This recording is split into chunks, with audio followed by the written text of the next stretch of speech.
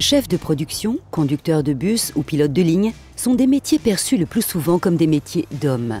Des images toutes faites qui ont encore trop d'emprise sur les jeunes filles d'aujourd'hui. Des femmes ont choisi de mieux faire connaître leur métier dit masculin et ainsi lutter contre ces stéréotypes.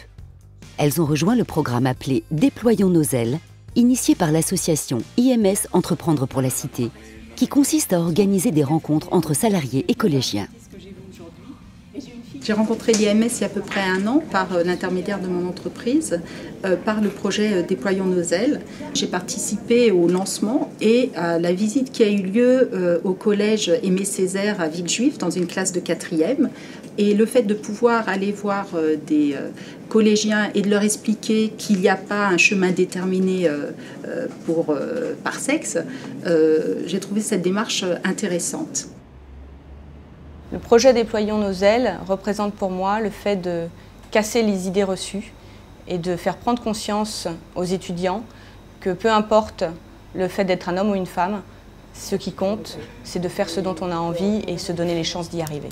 J'ai trouvé que le concept en lui-même, qui n'est pas uniquement une intervention et un témoignage de salariés, mais un travail qui se poursuit sur plusieurs mois, était vraiment un concept très intéressant.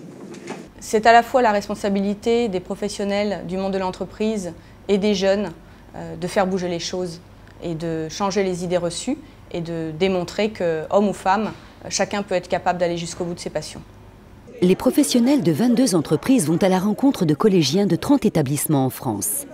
C'est l'occasion de lutter contre certains préjugés à un moment où les jeunes s'interrogent sur leurs orientations. Le message de ces femmes est simple. Si on veut, on peut. Un métier, ça se choisit par passion et non par dépit. Elles sont accompagnées de leurs collègues masculins, ce qui permet aux jeunes garçons de changer leur regard sur les femmes qui exercent des métiers d'hommes, ce qui n'est pas toujours facile. Chez vous les filles, alors qu'est-ce que vous voudrez faire? Quel est le métier que vous avez en tête aujourd'hui en 4e? Péricultrice. Travailler dans le droit. En droit? Si par exemple pour un emploi on leur dit qu'un patron sera une femme, ils ne prendront pas l'emploi. J'en connais très bien qui ne prendront pas l'emploi et j'étais pour ça. C'est naturel parce qu'aucun homme va être dirigé par une femme. Mais ensuite, après, je pense que quand ils seront un peu plus matures, ils comprendront qu'une femme, c'est essentiel dans le métier. Après les rencontres au sein des salles de classe, les collégiens se rendent en entreprise afin de vivre en situation réelle les métiers de plusieurs professionnels.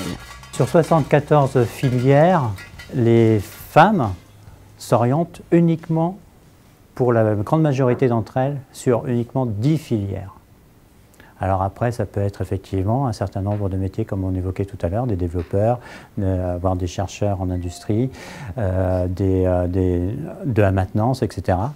Et là, vraiment, on a des besoins. Vous êtes les bienvenus. Cette découverte leur ouvre de nouveaux horizons. L'objectif est bien d'aller au-delà des représentations des métiers qu'ils peuvent trouver dans leur entourage ou dans leur quartier. Quand j'ai parlé à cette femme, franchement, elle me donne encore plus envie de faire ce métier-là, trader, ou un truc dans les sciences. Et en fait, le fait qu'elle m'explique en fait comment elle a réussi dans la vie, ça me donne du courage à moi. Et comme ça, je pourrais l'expliquer aussi à mes copines et à mes cousines, tout ça, pour leur dire que vraiment, dans la vie, il n'y a pas de limite. Il faut toujours essayer. Si on est une femme et qu'on veut être maçon ou quelque chose bricoleuse, il faut essayer. Parce qu'un métier, ce n'est pas seulement réservé aux hommes ni qu'aux femmes, c'est réservé à tout le monde.